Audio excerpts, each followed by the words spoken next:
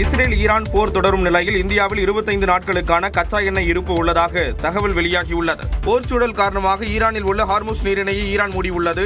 தடையை மீறி கப்பல்கள் சென்றால் தீ வைப்போம் என்றும் ஈரான் எச்சரித்திருப்பதாக கூறப்படுகிறது. இதனால் இந்தியா உள்ளிட்ட ஆசிய நாடுகளுக்கு கச்சா எண்ணெயை எடுத்துச் செல்ல முடியாமல் 700 கப்பல்கள் காத்து கிடக்கும் நிலை ஏற்பட்டுள்ளது. எனினும் இந்தியாவில் அடுத்த 25 நாட்களுக்கான கச்சா எண்ணெய் இருப்பு உள்ளதாக தகவல்கள் வெளியாகியுள்ளன. இதனால் இந்தியாவில் எரிபொருட்கள் விலை உடனடியாக உயர வாய்ப்பில்லை என்று கூறப்படுகிறது. இதனிடையே ஈரானின் தடையை மீறி ஹார்முஸ் நீரிணை வழியாக கச்சா எண்ணெய் எடுத்துச் செல்லும் நாடுகளின் கப்பல்களுக்கு அமெரிக்கா காப்பீடு உத்தரவாதம் வழங்கும் என அதிபர் டிரம்ப் அறிவித்துள்ளார். பாதுகாப்பு தேவைப்பட்டால் அமெரிக்க ராணுவ தரப்பிலிருந்து கப்பல்கள் அனுப்பி வைக்கப்படும் என்றும் டிரம்ப் சலுகை காட்டியுள்ளார். தவிக தலைவர் விஜய் தஞ்சாவூரில் இன்று நடைபெறும் பரப்புரை மற்றும் நிர்வாகிகள் சந்திப்பு நிகழ்ச்சியில் பங்கேற்கிறார்.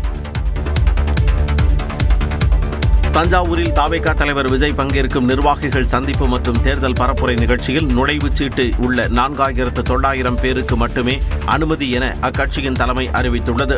இது தொடர்பாக வெளியிடப்பட்டுள்ள அறிக்கையில் தஞ்சாவூர் மாவட்டம் திருவையாறு அருகே ஐயாசாமிப்பட்டியில் இன்று நடைபெறும் தேர்தல் பரப்புரை நிகழ்ச்சி முற்பகல் 11 மணி முதல் மாலை 3 மணிக்குள் நடைபெறும் என தெரிவிக்கப்பட்டுள்ளது. காவல்துறை அனுமதிக்கான வழிகாட்டு நெறிமுறைகளின்படி முழுக்க அனுமதி பெற்றவர்களுக்கான சந்திப்பு நிகழ்ச்சியாக ஏற்பாடு செய்யப்பட்டுள்ளது என்றும் QR குறியீட்டுடன் கூடிய நுழைவுச் சீட்டு அளிக்கப்பட்டுள்ள 4900 பேர் மட்டுமே இந்த நிகழ்ச்சியில் கலந்து கொள்ள அனுமதிக்கப்படுவார்கள் எனவும் வேறு யாருக்கும் கண்டிப்பாக அனுமதி கிடையாது என்றும் கூறப்பட்டுள்ளது. பாதுகாப்பு கருதி கர்ப்பிணிகள், சிறுவர் சிறுமியர், பள்ளி மாணவ மாணவியர், மூத்த குடிமக்கள், மாற்றுத்திறனாளிகள், உடல்நலம் குன்றியவர்கள் உள்ளிட்டவர்கள் கண்டிப்பாக வர வேண்டாம் என்றும் பிரச்சார வாகனத்தை இருசக்கர வாகனங்களிலோ அல்லது வேறு வகையிலான வாகனங்களிலோ பின்தொடர்வதை அறவே தவிர்த்திட வேண்டும் என்றும் தெரிவிக்கப்பட்டுள்ளது.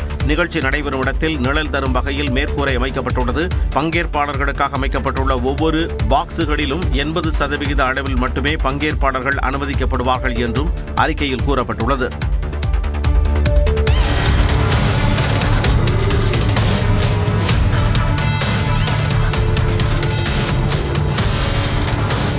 கோவையில் சாகசத்தில் ஈடுபடுவதாக நினைத்து தாறுமாறாக கார் ஓட்டி விபத்தை ஏற்படுத்திய இந்த மாணவர்கள் மீது நடவடிக்கை எடுக்க கோரிக்கை வலுத்து வருகிறது.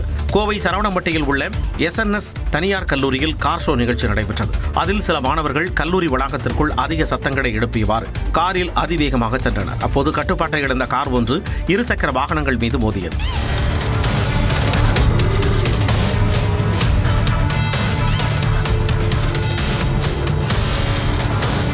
இதில் நல்வாய்ப்பாக 2 மாணவிகள் நூலிழையில் உயிர் தப்பினர். இந்த வீடியோ சமூக வலைதளங்களில் வெளியான நிலையில் கல்லூரிகளில் கார் ஷோ நிகழ்ச்சிக்கு ஏற்பாடு செய்த நிர்வாகத்தினர் மீது உரிய நடவடிக்கை எடுக்க வேண்டும் என்று பொதுமக்கள் கோரிக்கை வைத்துள்ளனர். திமுக உடனான தொகுதி பங்கீட்டு பிரச்சனையில் ப. சிதம்பரத்தை காங்கிரஸ் களத்தில் இறக்கியதால் கூட்டணி உறுதியான நிலையில் இன்று முக்கிய அறிவிப்பு வெளியாகும் என தகவல் கிடைத்துள்ளது. தமிழகத்தில் ஆட்சியில் பங்கும் கூடுதல் தொகுதிகளை கேட்டும் காங்கிரஸ் கோரிக்கை வைத்து வந்ததால் திமுக உடனான தொகுதி பங்கீட்டில் இழுபறியும் பிணக்கும் நீடித்து வந்தது. காங்கிரஸ் மேலிட பொறுப்பாளர் கிரீஷ் சோடங்கர் நடத்திய பேச்சுவார்த்தை சோடை போன நிலையில் முதலமைச்சர் ஸ்டாலினுடன் இணக்கமான நட்பு கொண்டுள்ள மூத்த தலைவர் ப. சிதம்பரத்தை களமிறக்க சோனியாவும் கார்கியும் முடிவெடுத்தனர். சிதம்பரத்துடன் அவர்கள் வீடியோ காலில் பேசியதாகவும் அப்போது தான் மட்டும் தனியாக சென்று முதலமைச்சரை சந்திக்க விரும்புவதாக கண்டிஷன் போட்டதாக கூறப்படுகிறது. அதன்படி சென்னை ஆழ்வார்பேட்டையில் உள்ள இல்லத்தில் முதலமைச்சர் மு. க. ஸ்டாலினை ப. சிதம்பரம் சந்தித்துள்ளார். ஏறத்தாழ 1 மணி நேரம் பேச்சுவார்த்தை நடைபெற்றது. அப்போது தேசிய தலைமை திமுக உடனான கூட்டணியை தொடர விரும்புவதாக முதலமைச்சரிடம் தெரிவிக்கப்பட்டதாக கூறப்படுகிறது. 25 இடங்களை வழங்க திமுக முன்வந்திருந்த நிலையில் ப. சிதம்பரம் பேச்சுவார்த்தைக்கு பிறகு 28 தொகுதிகளை கொடுக்க முன்வந்துள்ளதாகவும் தற்போது காங்கிரஸ் 31 இடங்களை கேட்டு வருவதாக கூறப்படுகிறது. கார்த்தி சிதம்பரம், கனிமொழி உள்ளிட்டோர் சுமூகமாக பேச்சுவார்த்தை நடத்த முக்கிய பங்காற்றியதாக கூறப்படுகிறது. திமுகவுடனான கூட்டணியில் இழுபறி இல்லை என தெரிவித்துள்ள தமிழ்நாடு காங்கிரஸ் தலைவர் செல்வ பெருந்தகை கூட்டணி விவகாரத்தில் காங்கிரசுக்கு எந்த கெடுவையும் திமுக விதிக்கவில்லை என கூறியுள்ளார். முதலமைச்சருடனான சந்திப்புக்கு பிறகு செய்தியாளர்களை சந்தித்த அவர் தொகுதி பங்கீடு குறித்து காங்கிரஸ் மேலிடம் முடிவு செய்யும் என்றார்.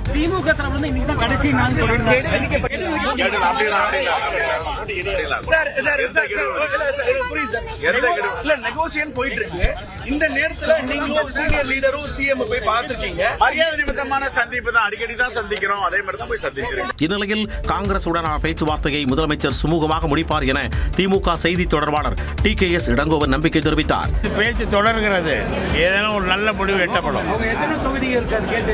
அது அவங்க கேட்கறது வேற, நம்ம சொல்றது வேற. அது என்ன, அந்த பேச்சுவார்த்தையில அமிக்கபலா முடிக்கத்தான் எங்க தலைவர் விரும்புவாரு. இதனிடையே புதன்கிழமையன்று தொகுதி பங்கீடு பேச்சுவார்த்தை நடத்த மக்கள் நீதி மையத்திற்கு திமுக அழைப்பு விடுத்துள்ளது. மக்கள் நீதி மையம் சார்பில் தேர்தல் பணிக்குழுவாளர்களாக தங்கவேல், மௌரியா, அருணாச்சலம் ஆகியோர் பேச்சுவார்த்தைக்கு செல்ல உள்ளனர். தூத்துக்குடி தூத்துக்குடி மாவட்டம் கோவில்பட்டியில் தொலைநோக்கி மூலம் வானில் நிலவிய சந்திர கிரகணத்தை மக்கள் பார்வையிட்டு வியந்தனர். கொடைக்கானல் மலைப்பகுதியில் மேகமூட்டம் இருந்ததால் 12 நிமிடம் மட்டுமே பகுதி சந்திர கிரகணம் தென்பட்டது. உள்ளூர் மக்கள் மட்டுமன்றி சுற்றுலா பயணிகளும் நிலவை கண்டு ரசித்தனர்.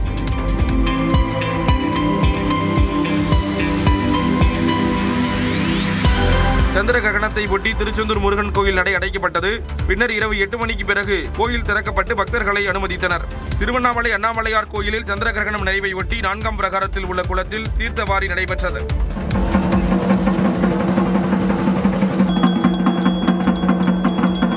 திருப்பதி ஏழுமலையான் கோயில் நடை நேற்று காலை 9 மணி முதல் இரவு 7:30 மணி வரை அடைக்கப்பட்டது. கிரகணம் முடிந்ததை அடுத்து கோயில் முழுவதும் தூய்மைப்படுத்தப்பட்டு பக்தர்கள் அனுமதிக்கப்பட்டனர். விழுப்புரத்தில் ஆள் நடமாட்டம் உள்ள பகுதியில் பட்டப்பகலில் நகை வியாபாரியிடம் சுமார் 2.5 கோடி ரூபாய் மதிப்பிலான தங்க நகைகளை முகமூடி அணிந்த நபர்கள் வழிப்பறை செய்த சம்பவம் அதிர்ச்சியை ஏற்படுத்தியுள்ளது. விராட்டிக்குப்பம் பகுதியைச் சேர்ந்த நகை வடிவமைக்கும் தொழில் செய்யும் ராஜமாணிக்கம் என்பவர் 2 கிலோ நகைகளை பையில் வைத்துக் கொண்டு சென்னைக்கு ரயில் மூலம் செல்ல புறப்பட்டார். அப்போது அவரை பின்தொடர்ந்து வந்த 5 பேர் கொண்ட முகமூடி கும்பல் கத்தியை காட்டி மிரட்டி தங்க நகைகளை பறித்துவிட்டு தப்பி சென்றதாக தெரிகிறது. நகைகளை பறிகொடுத்த ராஜமாணிக்கம் நகர காவல் நிலையத்தில் புகார் அளித்தார். இதுகுறித்து வழக்கு பதிவு செய்யப்பட்ட நிலையில் முகமுடி அணிந்து வழிப்பறையில் ஈடுபட்ட கும்பலை பிடிக்க 5 தனிப்படைகள் அமைக்கப்பட்டுள்ளது. ராஜமாணிக்கத்திடம் 15 பேர் பணியாற்றி வரும் நிலையில் அவர்களிடமும் காவலர்கள் தீவிர விசாரணை நடத்தி வருகின்றனர். ஈரான் மற்றும் இஸ்ரேல் இடையிலான போர் 5வது நாளாக தொடர்ந்து கொண்டிருக்கிறது.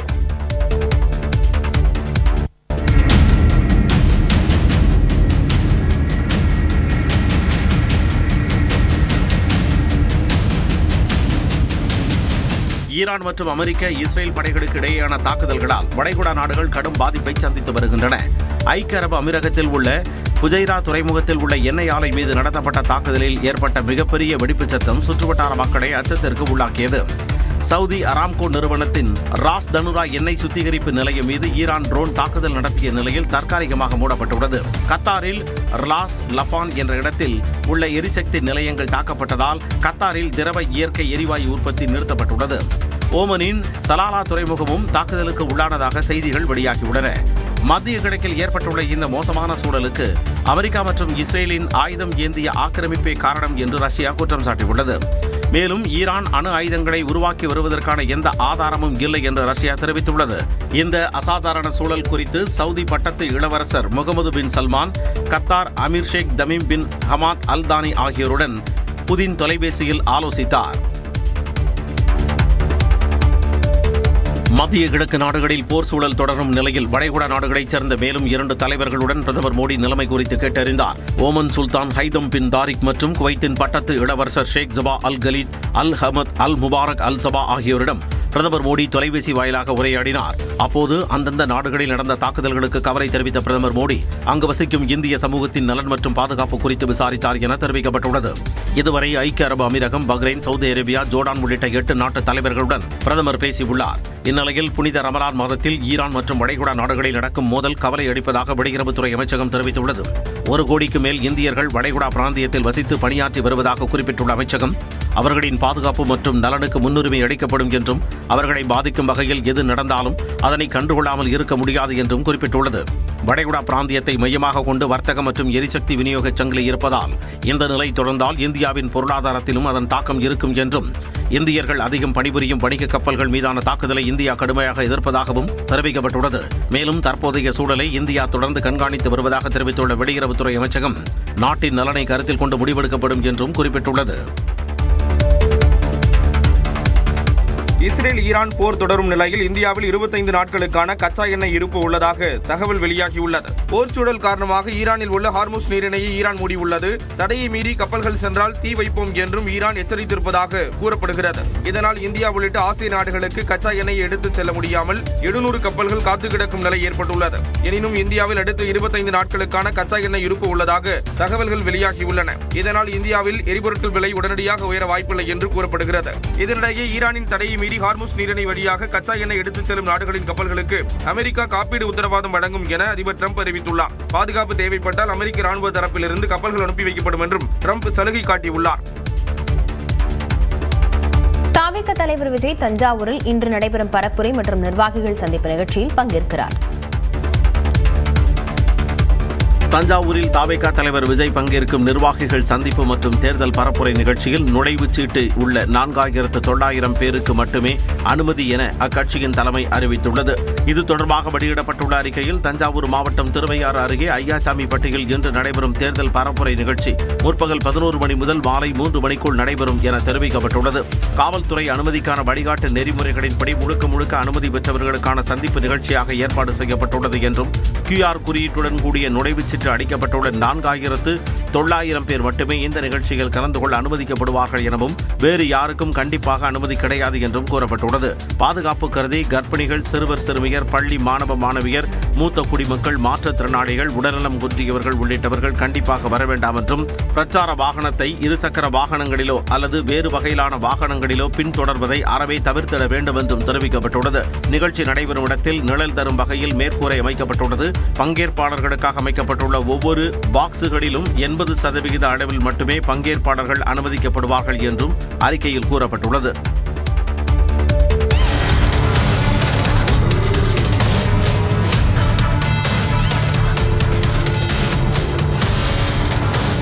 கோவையில் சாகசத்தில் ஈடுபடுவதாக நினைத்து தாறுமாறாக கார் ஓட்டி விபத்தை ஏற்படுத்திய இந்த மாணவர்கள் மீது நடவடிக்கை எடுக்க கோரிக்கை வலுத்து வருகிறது. கோவை சரவணம்பட்டியில் உள்ள SNS தனியார் கல்லூரியில் கார் ஷோ நிகழ்ச்சி நடைபெற்றது. அதில் சில மாணவர்கள் கல்லூரி வளாகத்திற்குள் அதிக சத்தங்களை எழுப்பியவாறு காரில் அதிவேகமாக சென்றனர். அப்போது கட்டுப்பாட்டை இழந்த கார் ஒன்று இருசக்கர வாகனங்கள் மீது மோதியது.